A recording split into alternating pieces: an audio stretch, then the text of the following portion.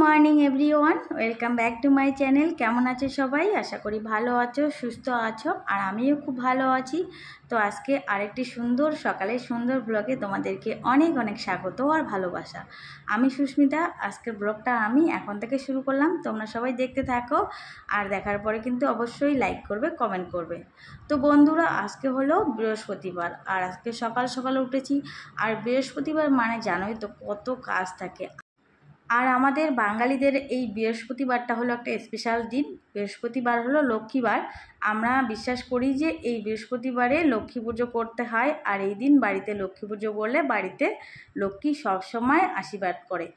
তো দেখো, বৃহস্পতিবারে তো কত কিছু কাজ থাকে। বৃহস্পতিবারে ধোয়া থাকে, মোছা থাকে, কারণ বৃহস্পতিবারে নতুন ঘট বসাতে হয়। তো যাই হোক, আমিও সকাল সকাল উঠেছি। আর আজকে যেহেতু বৃহস্পতিবার, আজকে না শুনেই মানে বৃহস্পতিবারটা আসলেই না মনে হয় যে অনেক কাজের চাপ। তো দেখো, ঠাকুর ঘরটা আজকে পরিষ্কার করলাম, কারণ বৃহস্পতিবার এমনিতেও সব কিছু পরিষ্কার করতে হবে। তো ঠাকুরের একদম কাপড়গুলো যা ছিল সবগুলো নোংরা হয়েছে, সেগুলো দেখো সার্ফের জলে ভিজিয়ে রাখলাম, ধুয়ে দেবো। আবার অন্য একটা কাপড় ওখানে দিয়ে দেবো, নতুন ধোয়া কাপড়।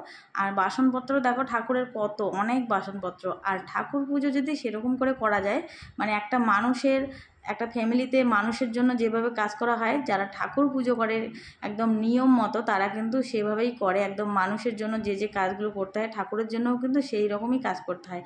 কিন্তু কি বলো তো, আমাদের সময় নেই, সংসারের চাপে সময়ের অভাব, সেই জন্য কিন্তু আমরা করতে পারি না। তো যতটুকু করা লাগে সংসারে থাকতে গেলে ততটুকুই করি। তো এইভাবেই দিনগুলো চলে যাচ্ছে। তো বৃহস্পতিবারে পুজো দেবো, সেই জন্য সকালবেলা উঠে কাজকর্ম করে আগে স্নান করলাম, আর স্নান করে ঠাকুর করে চলে এসলাম। কি বলো তো, বৃহস্পতিবারে সকাল সকাল পুজোটা না দিলে না মাথায় অনেক চাপ থাকে, আর যেহেতু অনেক কাজ করতে হয়। আর আজকে আমি ভেবেছি ঠাকুর ঘরটা ভালো করে পরিষ্কার করব। আর দেখো, আমাদের ঠাকুর ঘরটা কিন্তু একদম সাদামাটা, কারণ বড় মন্দির এখনও আমরা করতে পারিনি। তো আশা আছে ভগবান যদি সহায় থাকে তাহলে হয়তো ভালো করে একটা মন্দির করব। তো এইভাবেই আপাতত রেখে দিয়েছি ঠাকুরকে একদম ছোট্ট একটু ঘরের মধ্যে। আর আসনও নেই, আমাদের সিংহাসনও নেই, এইভাবে বানিয়ে নিয়েছি। দেখো, ঠাকুরগুলো একদম ওয়ালের মধ্যে একদম সেট করে নিয়েছি। তো এইভাবেই দিনগুলো চলে যাচ্ছে। আর বৃহস্পতিবারের পুজো দিতে কিন্তু অনেক সময় লাগে। তো দেখো, আমাদের গাছে এই ফুলগুলো হয়েছে, খুব সুন্দর জবা হয়েছে, একদম বেগুনি কালারের জবা। তো ফুলগুলো তুলে এনে দিল আমার বরমশাই, কারণ একা একা করতেছি না, অনেক চাপ হয়ে যায়, সময়ও নেই, কারণ 10টায় আমাদের ভাত লাগবে, পুজো দিয়ে তারপরে রান্না করব।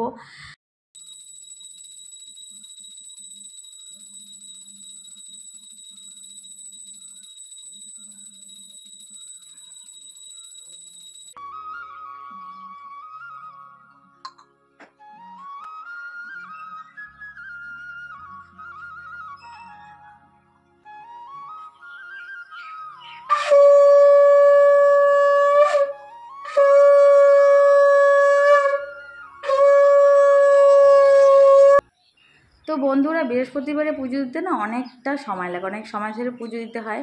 আর বৃহস্পতিবারের পুজোটা কিন্তু একদম লক্ষ্মী বউ সেজে একদম পুজো দিতে হয়, লক্ষ্মী বউয়ের মতো লক্ষ্মী সেজে পুজো দিতে হয়। তোমরা হয়তো ভাবছো তো এভাবে কেউ পুজো দেয়, কিন্তু কি বলো তো, আমার না একদমই সময় নেই, কারণ লক্ষ্মী বউ সেজে শাড়ি পরে আলতা পরে সেই রকমভাবে সেজে গুজে পুজো দেওয়ার মতো না একদমই সময় নেই, কারণ তাড়াহুড়ো করে পুজো দেওয়া লাগে আমার সকালবেলা, কারণ আমার রান্নাও থাকে, সেই জন্যে না আর ওই শাড়ি পরে আলতা পরে আমি পুজো দিতে পারি না। আর এমনিতেও আমি পুজো পাঠ ভালো জানি না, মানে যা মনে আসে, মানে আমার ভিতর থেকে যতটুকু আছে ততটুকু দিয়েই কিন্তু আমি পুজোটা দিই। তো এইভাবেই আমি পুজো করি। তো লক্ষ্মী কিনা জানি না, লক্ষ্মীমন্ত কিনা সেটাও জানি না, কিন্তু বাড়ির সংসারের উন্নতির জন্য একটু লক্ষ্মীমন্ত হওয়ার চেষ্টা করি। আর বন্ধুরা, আমি যেরকম তোমাদের সঙ্গে কিন্তু আমি সেরকমটাই শেয়ার করি, আমি যেমন তেমনটাই কিন্তু আমি সবসময় থাকতে ভালোবাসি, ন্যাচারাল।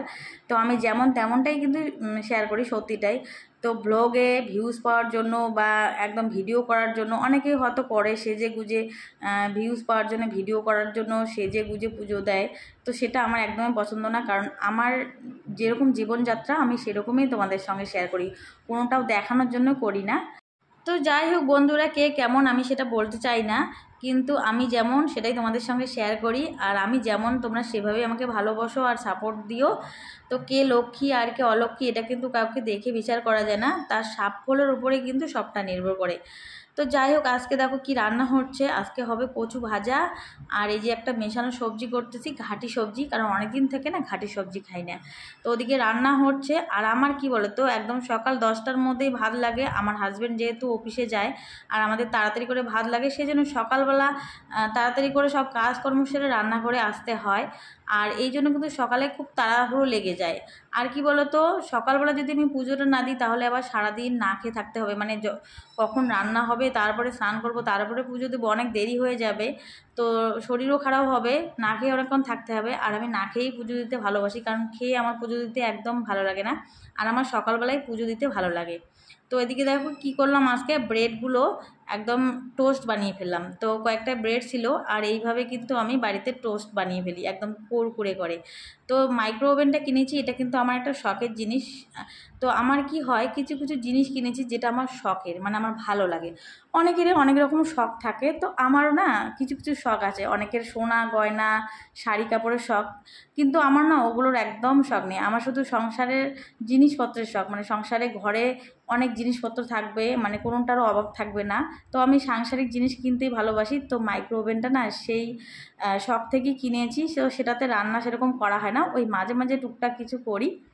তো ওটা আমার শখের জিনিস। তো এরকম আমি অনেক শখের জিনিস কিনেছি। আর আমার একদম সোনা কাপড় জামা এগুলো কিন্তু আমার একদমই নেই, মানে কম দামি কাপড় জামা আছে, আর সোনা গয়না তো নেই বললেই চলে। তো যাই হোক, রান্না শেষ, খাওয়া দাওয়া হয়ে গেছে। তারপরে দেখো রান্নাঘরটা আজকে ডিপ ক্লিনিং করবো। আর আজকে যেহেতু বৃহস্পতিবার, আর বৃহস্পতিবারে না একটু মোছামুছিটা আমি বেশি করি। আর বৃহস্পতিবারেতে ঘর মুছতেই হবে, কারণ এটা আমাদের নিয়মের মধ্যে পড়ে। আর অন্য দিন ঘর না মুছলেও কিছু মনে হয় না, কিন্তু বৃহস্পতিবারের দিন না মনে হয় কি ঘর দোরগুলো না মুছলে কেমন জানি লাগে। মনে হয় যে আজকে বৃহস্পতিবার ঘর মুছবো না, মানে এরকম একটা কেমন খারাপ লাগে। তো সেই জন্যই ভাবলাম যে না, রান্নাঘরের জিনিসপত্রগুলো বার করি। দেখো এগুলো তো প্রতিদিনই পরিষ্কার করি না, এই ড্রামগুলো, তো ড্রামগুলো কিন্তু একটু নোংরা নোংরা হয়ে যায়। তো ভাবলাম না, রান্নাঘরটার ড্রামগুলো একটু পরিষ্কার করে ওয়ালগুলো একটু মুছে দিই। কারণ ওয়ালগুলো না 2-4 দিন পর পর না মুছলে একদম তেল চিটে হয়ে যায়, ভালোও লাগে না। তো ওয়ালগুলো ভালো করে মুছে নিলাম। ওয়ালগুলো মুছে তারপরে ঘরের মেঝেটা তো মুছতেই হবে। আর আজকে যেহেতু সকাল সকাল সব কিছু করেছি না, তো সেই জন্য ভালো লাগতেছে। তো আজকে এই রান্নাঘরটাই ধরেছি যে আজকে রান্নাঘরটা একদম ক্লিন করব। আর আমি যেদিন যে কাজটা করি সেদিন একদম পারফেক্টলি করি, কারণ এই অল্প অল্প এই কাজ একটু করলাম, ওই কাজ একটু করলাম, আমার ভালো লাগে না। তো রান্নাঘরটা পুরো একদম পরিষ্কার করে তারপরে বাকি ঘরগুলো কিন্তু মুছবো। তো ঘর মুছতে আমার অনেক সময় লাগে, আর তোমরা তো দেখেছোই আমি একদম বসে বসে ঘর মুছি। তো দাঁড়িয়ে দাঁড়িয়ে আগে ঘর মুছতাম লাঠি দিয়ে, এখন তো লাঠি ইউজ করি না, কারণ আমার না একদম লাঠি দিয়ে ঘর মুছতে ভালো লাগে না, পরিষ্কার হয় না, মনে হয় যে পরিষ্কার হয় না, একটু নোংরা থেকেই যায়।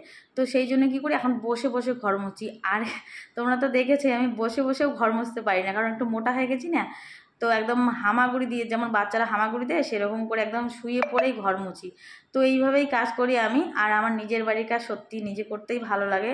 আর আমাকে হেল্প করার মতো কেউ নেই, শুধু আমার হাজব্যান্ড আছে। তো সে তো আর সবসময় বাড়িতে থাকে না, আর সব কাজেও কিন্তু সে হেল্প করে না। আর আমার হাজব্যান্ড জানো তো একদম রান্না করতে পারে না, মানে সব কাজেই করে দেবে কিন্তু রান্নাটা ও একদমই করতে পারে না।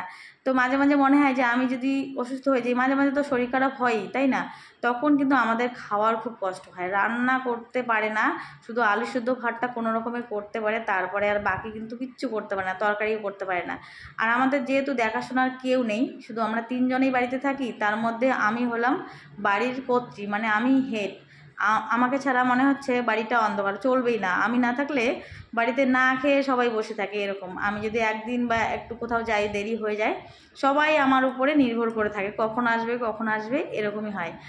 তো যাই হোক, তবু ভালো লাগে। অনেক চাপের মধ্যে আছি, অনেক কষ্টের মধ্যে থাকলেও অনেক সুখে আছি, ভালো আছি। এইভাবেই যেন দিনগুলো যায়, ভগবান যেন এইভাবেই আমার দিনগুলো পার করে। আর এর থেকে বেশি কিছু চাই না।